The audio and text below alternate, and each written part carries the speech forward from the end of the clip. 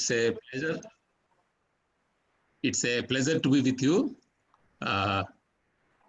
If I have to name three principles or three factors of essence of life, I'll take the first one as a purpose, which is larger than ourselves. The second one will be positivity or proactivity or a possibility. The third one is the passion, the commitment, the conscientiousness. I will put these three as the top.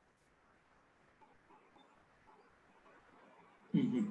Now, I was reading the other day, a beautiful message came in the Speaking Tree, and it was nice to read some very interesting views about life. And then I went around to look about what it is. So do you think, what is life as a matter of fact, in your opinion? Having seen different terrains of people across the board, what is life and what do you see as growth? Well, you see, when you refer to life and growth, de facto, we consider in a positive frame. When you say life means a meaningful life, when you say growth is a positive growth. So when God blesses us with a birth here and gives us a time limit, when whatever we do, if that becomes meaningful, we call it a great life that we have lived. And growth, when you say, well, God always gives one boon to everybody. All of us grow physically by age. But I think by growth, all of us in this forum mean it is our spiritual growth or emotional growth or an economic growth, any other growth, not the age growth. True, true. There was a saying which I was saying when I was reading. It says, Rig Veda says, if you want to enjoy the fruits and happiness of life, then take up systematic planting of trees. How do we connect this to human capital and the topic which we are discussing today? Well, tree is a very good example for human resource development. We spend a lot of time on core values, ethics, inner self. All this is actually root. Then we bring maturity, emotional stability, balance. All these is the trunk. And finally, we give the fruits. That's the contribution we make to the organization. Our contribution we give to the society and the environment. So tree is a very good example for human resource development. True, true. Now, if I go on to the second question which I had in mind, which was, I was reading that growth is the only evidence of life. In your opinion, is it so? No. Growth, growth, we should have an adjective, then only it gives the right meaning. So, see, if you have grown spiritually, you have grown emotionally, maybe for some people economically, then it's growth. So it has to be read with an adjective. Develop this balance between growth and life. How do you see with volatile times? You must have seen volatile times of economic shattering, wars happening, small wars, large wars, tsunamis coming in place, companies getting destroyed, companies getting rebuilt because of government frameworks, regulation, and various other factors. Now, given the terrains and the difficulties we face, I see them as opportunities.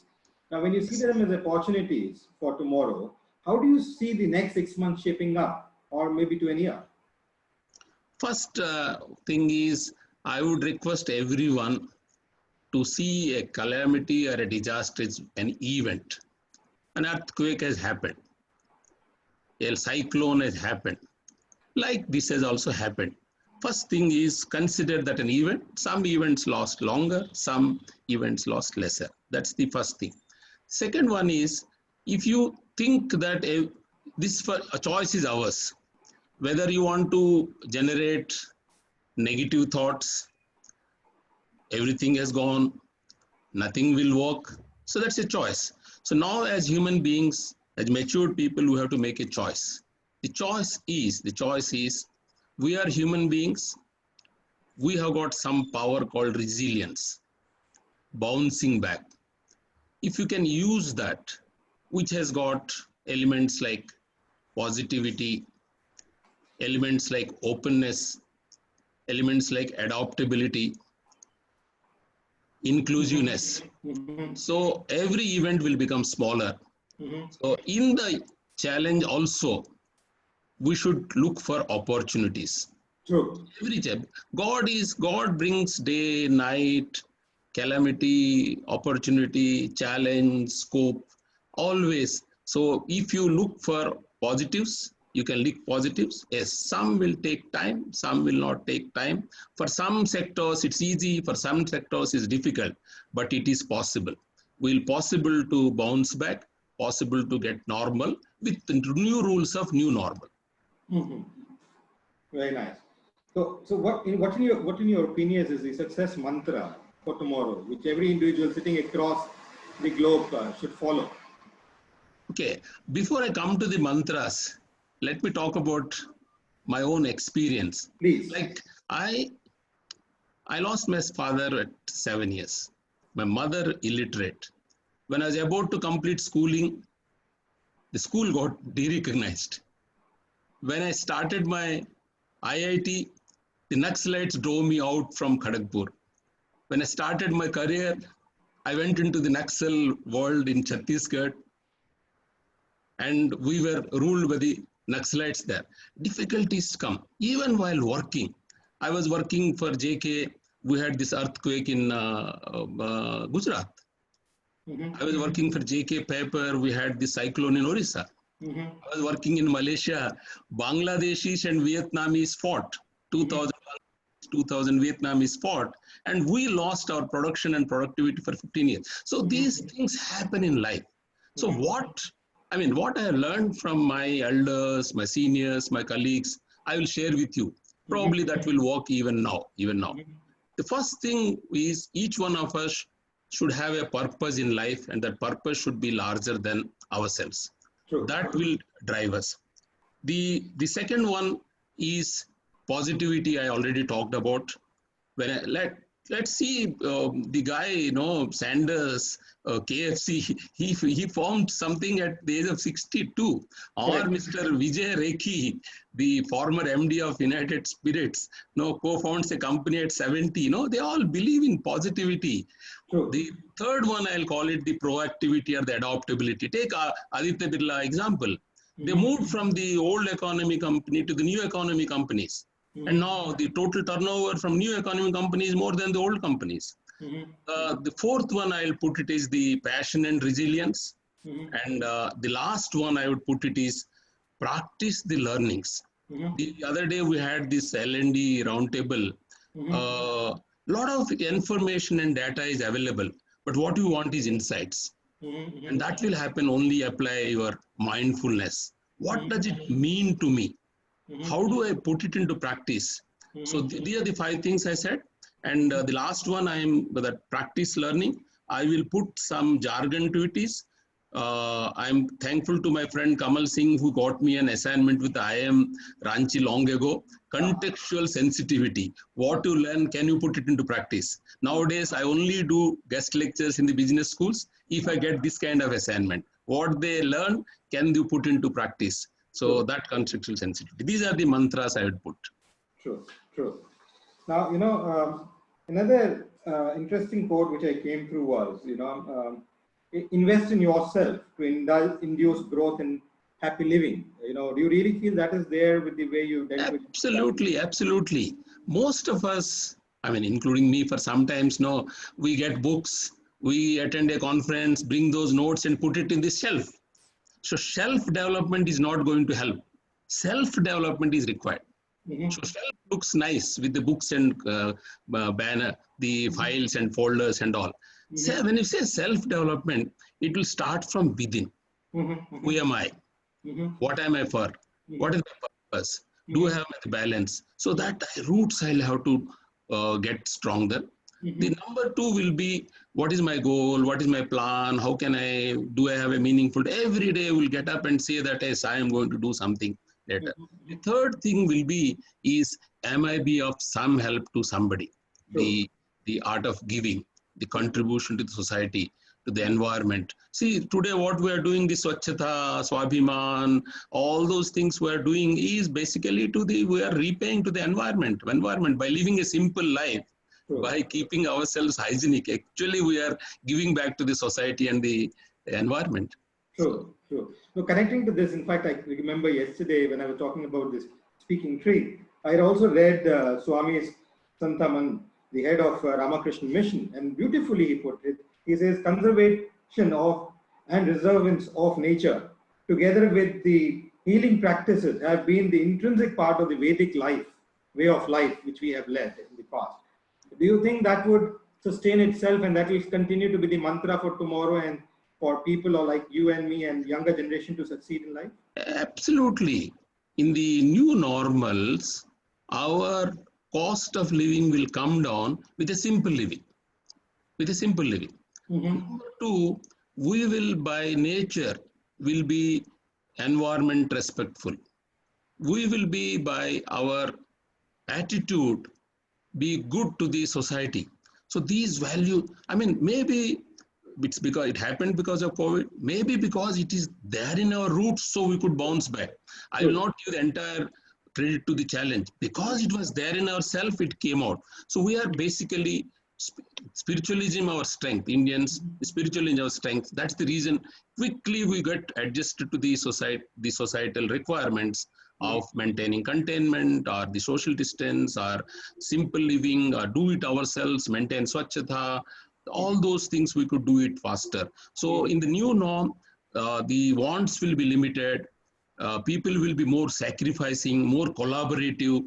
People will get into these partnerships of give and take. Companies will come with schemes of reducing somebody's salary and protecting the job of somebody. These kind of models will come because we all want to live and let live. And live a simple life, live a meaningful life, happy life. All of us can be happily live in this world. So this will be the principle of the life in future. So, and do you think how can one go about enhancing human capital when we look at it from an organization perspective, which are more profit driven, more in terms of enhancement, productivity enhancement, more or less on developing human capital? So you've seen large number of organizations, not everybody actually focuses equally or even less. And even on a personal stand, do you think understanding and benefiting from this important issue of essence of life and growth is important to bringing about that, justified human capital development? Otherwise, we're just getting ourselves literate, more and more knowledgeable, more certifications, but real sense doesn't come into play. This will come from two angles. One is the organizational angle. See, the organizations will have to revisit their core values, not the core values who put on the notice board. Actually, the core values that we nurture and practice, value and reward, those core values should have the respect for environment, the respect for humanity. So those two will be from a organizational level. So inclusiveness, all those things will come in the humanity, in the community. The environment will come around, know how to take respect others, respect the earth, Mother Earth, all those things.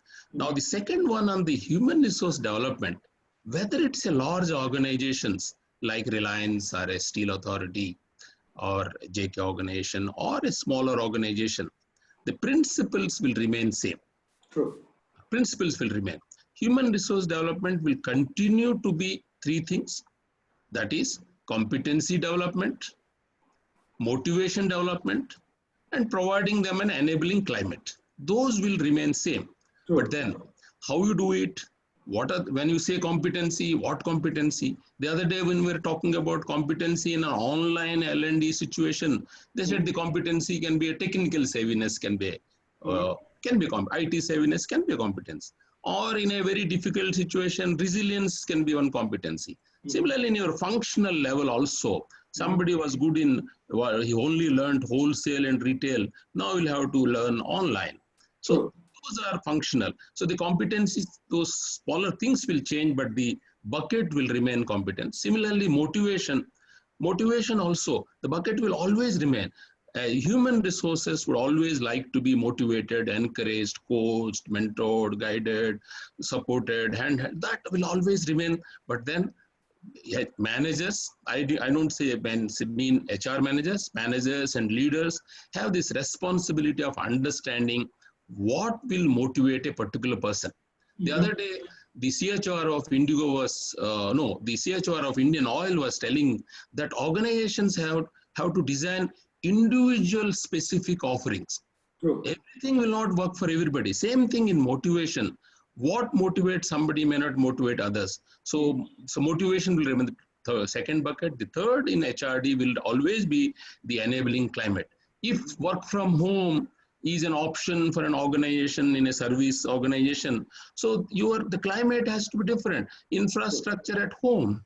No, he needs some more guidance. The goal setting will be different. The monitoring will be different. Evaluation will be different. Reward will be different. So we'll have to provide that climate for him. If you have to work in a factory situation of maintaining social distance and maintaining hygiene, but we want, and only have 50% of people, 50% people are not there. So we need a different climate of sacrifice, climate of hygiene, climate of distance.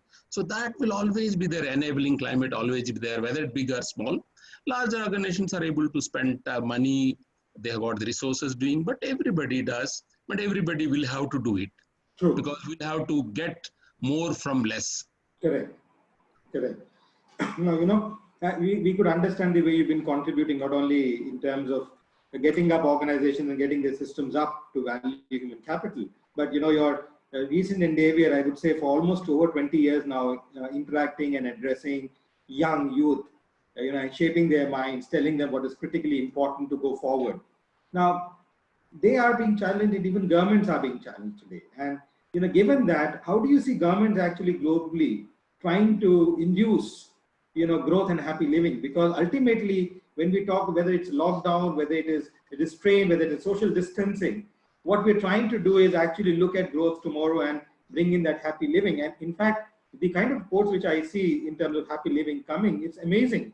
When I see people reconnecting with their family, with their roots, with their old lost friends in this period of difficult times.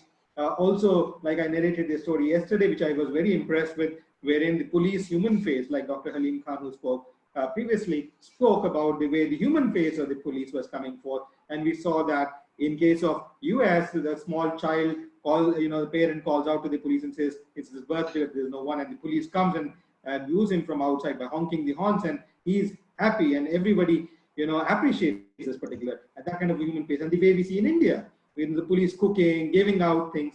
Now, that is fine, it's being done.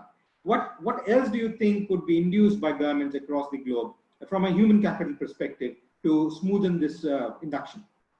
No, first thing, it's a good thing. I have seen the other day we are doing a roundtable with the principals of schools. And I found out that both in government schools and in the private schools, there is a conscious effort to work on relationship, collaboration, and happiness, mental balance. No, these things happen. But government will have to institutionalize this. It's not because today we are doing it, we are doing an online program, we do this. No, it should get institutionalized in the education system. That is number one. The second one is I also work with the parents. So this second thing in the parenting, this should come. This balance, the environment, respect for environment, inclusiveness, the art of giving, the balance, the conscientiousness. Suppose there is no boss around, still I am accountable, still I am making the responsibility. Those principles, ethics, the parents can do that. The same thing should apply to the corporates. So if you can do at the school level, at the parenting level, at the corporate level, a lot of can happen. Then of course the citizen level will happen. So this is what I see the governments have started doing. I'm happy, but then that should get institutionalized.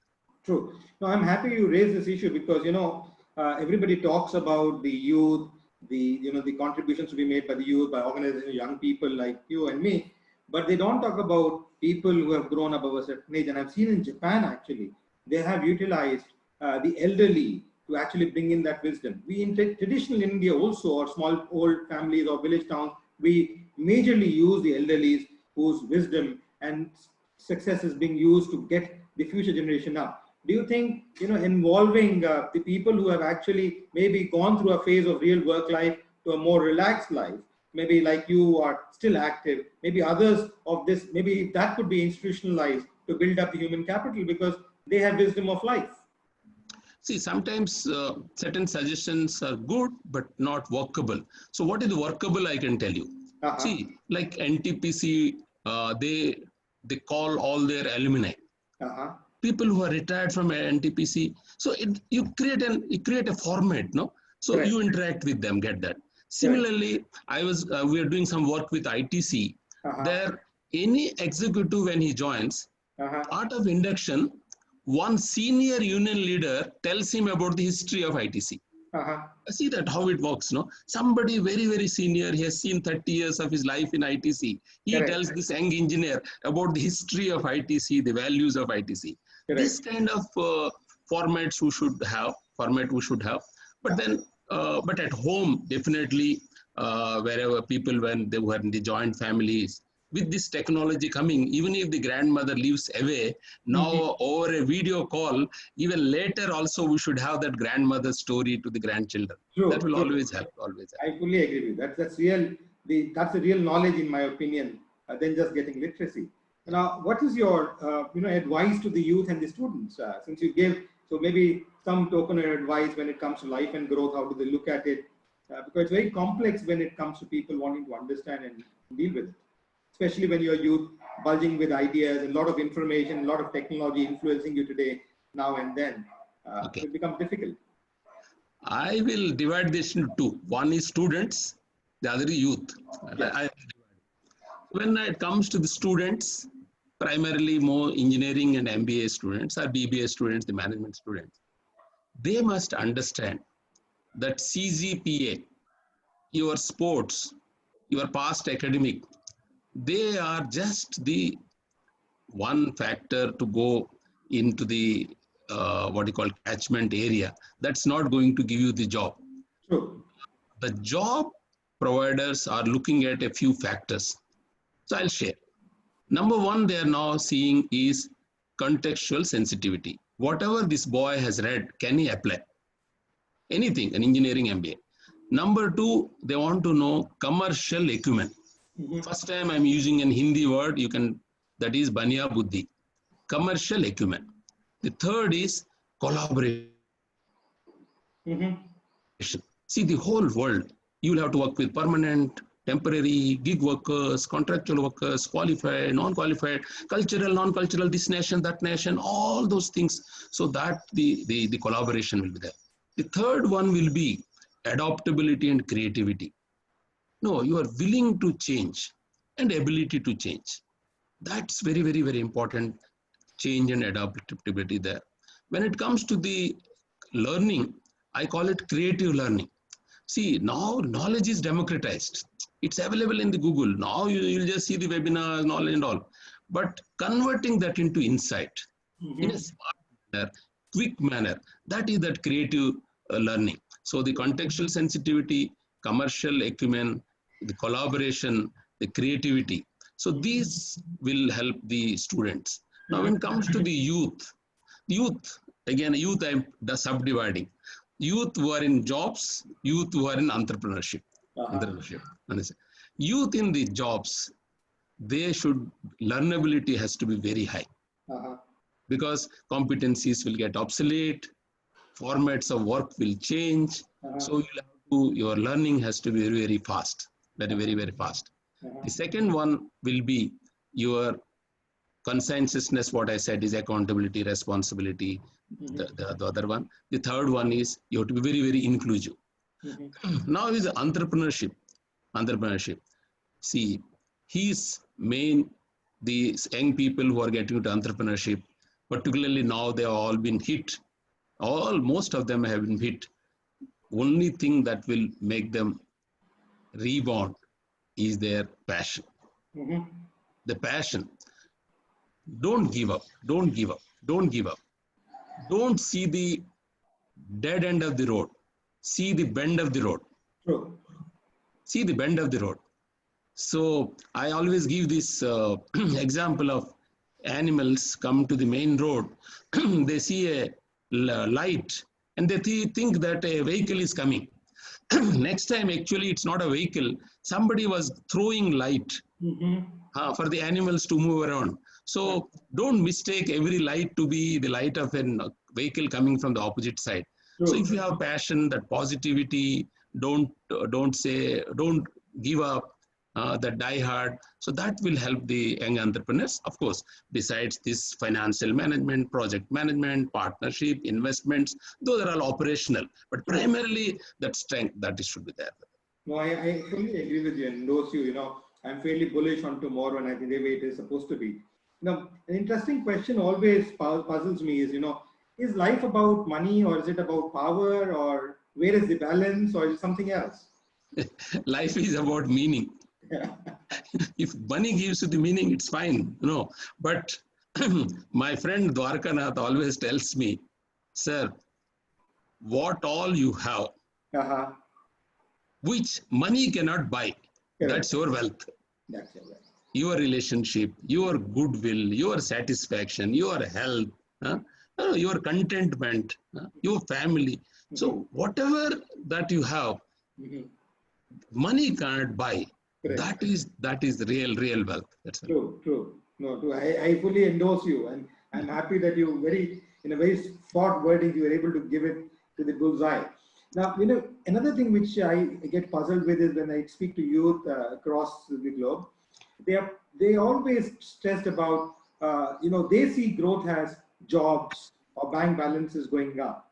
You know, is that the right approach for them to go about looking at it, or that may be there as one part, but then they must look at a wider picture? Yeah, we should be fair to them. We should be fair. Like I have a son, 35-year-old son, you know, head of marketing and sales of an automobile company. So we have to be fair to them. They have grown along with others. No, Right. They want speed income. Speed. We went for a house of 24 years of service. They will go for a house when they started their service. So speed. That's how they've grown. They have grown. Their college, school, friends, everybody. That's number one. Number two, they think the happiness, the contentment, the satisfaction, all will come through money. So that's how. So let's not tell them that it is money versus the happiness. Let's not tell them about growth versus contentment. We'll have to teach them integration, like in work-life balance. So I don't use the word work-life balance. I use the word work-life integration. So same way for our young people, we have to tell them that what for livelihood and life. For livelihood, you need money. For life, you should happiness. Happy life, healthy life, safe life, contented life, loved life, respected life. No, that's one. Livelihood is you are able to live well, you are entertainment, education of children, you are protection for your children, all that will come. So let's tell them about the integrating both. True. Last question before I open the house for other people to ask. Yes, questions. Sure. You know, lately a lot of digital impact is there, and before that there was a lot of this hoard to go move forward, do things, a lot of stress building activity which have been going on for almost about 2 decades now. In fact, with a lot of facilities available, a lot of excess productivity which is there in before you, or structures which are there before, like your channel, TV channels, or anything like this. There's so much abundance today for everything that we are so much stressed out, we're overworking ourselves. Now with the digital inflow, it has even exploded to a great level. Recently I started seeing Mahabharata and Ramayana, which is being replayed on our Indian televisions. And now that is quite relaxing, and the younger children are enjoying it. So there has been a major disconnect with mythology in our beliefs, our understanding. I'm not saying a specific religion, it could be about any religion, any culture, any caste.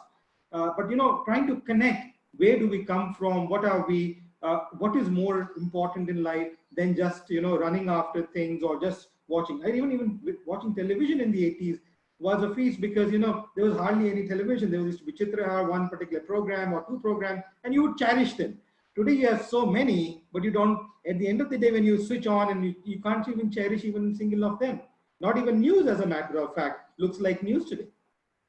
Yeah, we know sometimes know in certain sectors we have this problem of plenty. Yes. So that's where your personality will decide. Mm-hmm. That's what I said. Learning, creative learning, Mm-hmm. relaxation, conscious relaxation, Mm-hmm. relationship building, genuine relationship building. Mm-hmm. Income, earn at any cost, earn ethically. So for everything, this integration is required. So do I require 4 hours of TV for relaxation, or can 10-20 minutes of yoga will give me that relaxation? Correct. So people are smart enough. So our job is only to tell them, okay, these are the options available. They will take. So that's where when I said the giving information, giving data, giving insights. True. If people like you tell the students that, you see, a 20 minutes yoga will give you a relaxation of more than watching 4 hours of Netflix. They should know. Let them choose what they want. True. But our job is to tell them. True. Thank you. I'd like to open the house now. Anyone who wants to ask question is most welcome to raise their hands, and I'll come up to them. I see a hand raised by Dr. Madhubala. I'll request her to speak. I'll unmute her if you can raise a question. Hello, good afternoon, sir. Yes. My question is, how do you define success? Oh, what is success? Yes, in life. Oh, success is when you have reached the meaningfulness to your effort. And what is meaningfulness for you is different from what is meaningfulness for me.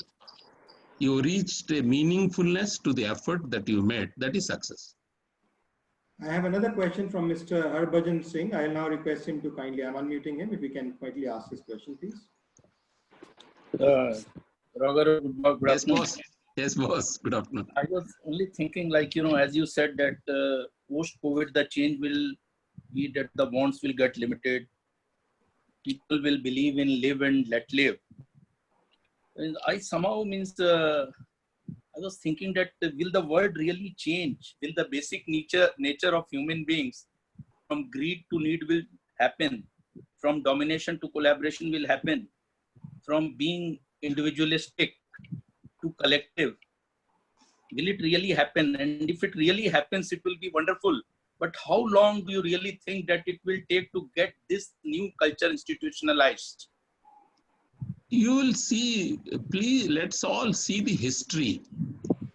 After big wars, after big calamities, after big disasters, बोलते हैं ना चोट, sorry, I am using the word Hindi. So so people change. People always change. No, somebody goes to the hospital for a heart disease. No, he will start doing his morning walks. He'll start doing walk. They will learn. So this also probably it is God's creation. So make us realize that this is how we should live our life. Limit your wants. Be good to others. Live and let live. Probably these values will prevail. In some people less, some people more. You see, that is society. All are not equal, but the majority will change. That's what has happened in civilizations after big wars, big calamities. You go to a place like Gujarat, you will see how people from different communities live together. So. Yes. I'd like to now request Professor Dr. Junzo Watada. I'm unmuting him if he can kindly speak as well.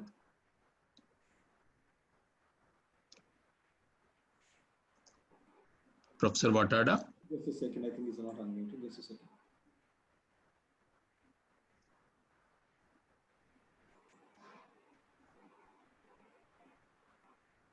We'll take up the question from Dr. Yamini in the meantime while we unmute. Okay, Dr. Yamini. Okay.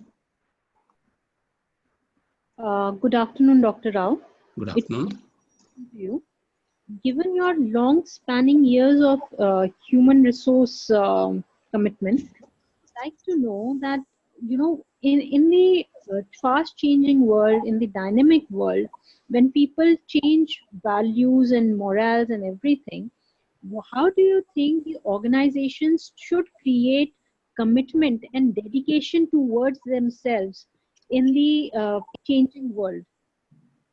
Uh, the other day, I was talking to a group of HR people. I said, you define HR as human resilience. Create a resilient organization. Create resilient leaders. Create resilient executives. Create resilient reward policy. Reward for resilience. So let's around. So once you do resilience, you will see openness will come, adaptability come, learnability will come, passion will come, accountability for results will come, larger purpose will come, no bouncing back will come, change will come, all those things will come. So I'm oversimplifying. It is difficult to do, but I am trying to propose something.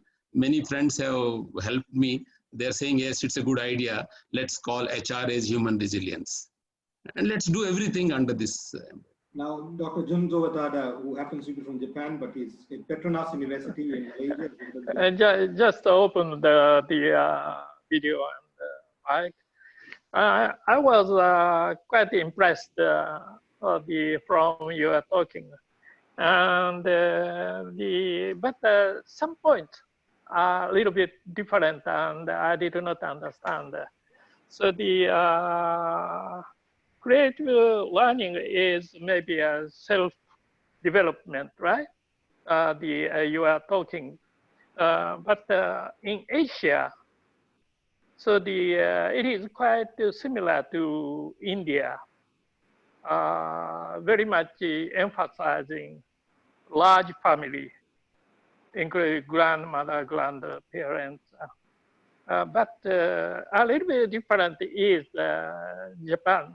Japan is similar to Europe and the United States, more small family, the wife and the children. So but India is the emphasize more large family. So you talk the grandmother, grandfather. So environment including them. But my son and daughter do not include the parents in their life. They depart from the parents. How do you think about the difference? In Asia, usually Confucianism, a little bit different from the India, but coming from the similar philosophy, Hinduism. But how do you think about the difference between India, large family the philosophy, and the small family philosophy like Europe and the United States? Okay, we don't have to go to any country. Even in India, we have people living in joint families, people living in nuclear families. We have got both. So what they do, I'll share. What they do is, you see, if you don't have a joint family, you are missing out on something. No problem. You have colleagues, you have superiors, you have teachers, you have role models. Go to them and learn from them. Go and read their stories. Have a mentor, have a coach, have a senior guiding you, have a boss guiding you. Learn from others who have seen life a little more than you have seen. That's all we are saying. Whether it's a grandmother does, or a coach does, as a superior does, a role model does. It's fine, as long as the purpose is served. Thank you. Mr. Jain, Mukesh Jain, I wonder if you would like to ask some question. Just unmute you. Mukesh Jain ji? Just a second, I think, I don't know. He's still not getting unmuted. There is Dr. Manoj Agarwal also. He's the editor for Banking Frontiers. Mr. Agarwal, would you like to ask some question? Hello. Yes, Mukesh ji. Dr. Rao, what is your mantra for small and medium type of companies to survive post COVID-19? Okay. Number one is do something instead of doing nothing. Number two, Look for partnership. If you are in non-essential, partner with essential. Look for diversification. Innovate in your products and service. Retain your customers, vendor and employees. And see that, believe that this is just an event. Every event comes and goes. This will also go. Look for future. Look for better things to come with a new normal. I again repeat, lesser wants, give and take, more inclusive, more ethical, more environment respectful. So with these principles, whether it is small or MSME, every organization will bounce back. True, true. Dr. Manoj Agarwal, would you like to ask a question? Yeah, hello. Am I audible? Yes, you're audible. Okay, great. So one simple question I have is that as we move more and more into the world of information, we are making everything measurable. Money particularly has become very measurable. And there's also this saying that what gets measured gets done. So in these times of crisis, what are the important things that we should start measuring? And what are some of the less important things that we should not really measure so much? Sir, it's not a simple question, very insightful question. Thank you for that.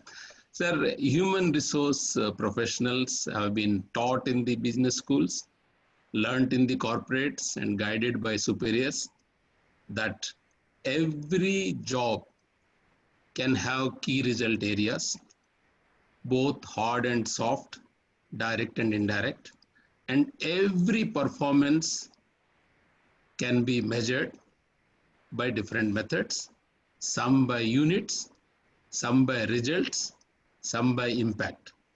So I am on behalf of the HR fraternity, so I am giving you that assurance that everything an executive or a worker and a leader is required to do can be measured. Having said that, what all can be ignored, what all should be prioritized, that will differ from organization to organization. Some organizations, IT proficiency will be a top priority now, and some organization maybe attire can be a lower priority. You are at home, it's fine whether you are in jeans or not, we ignore as long as you are in front of the laptop. So I mean, I'm oversimplified that.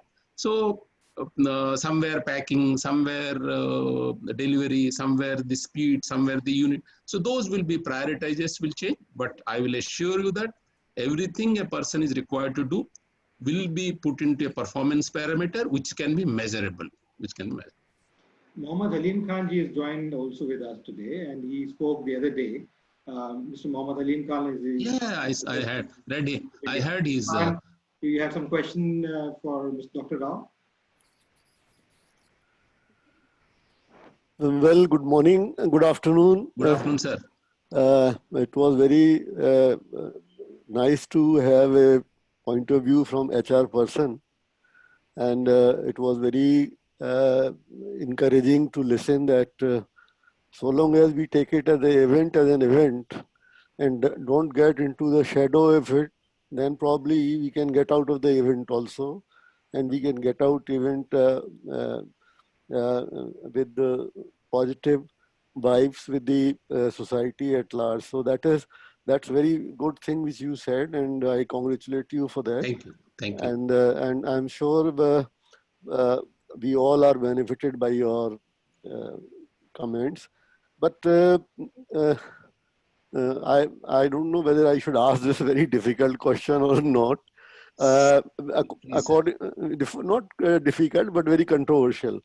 And the controversial question is that, you see, we are very fond of talking about spirituality. Yes. Now, I really don't know whether we think that if God has to have us, spirituality as a prime mover, then why they should have given us a body? So if God has given a mind and a body, it is not for going around in abstractions of all sorts. If we can't relate to individuals, we can't relate to society with a positivity, then all talk of spirituality to me looks like a selfishness. I really don't know whether I'm making a very controversial point. No, it's fine, fine, sir.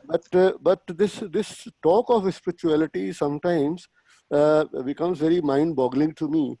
Had the God created the human beings just to pursue the abstract spirituality, then why it should give it mind? Why should it give it a body? Why should it create? Why should you be born into a society? You could have been born into some isolated island and pursue whatever spirituality you wanted to pursue. So I think that your positive relationship with the society at large and with the fellow human beings should be emphasized. Spirituality should be left to probably there are some incorrigibles who will certainly like to follow spirituality, so let them do it.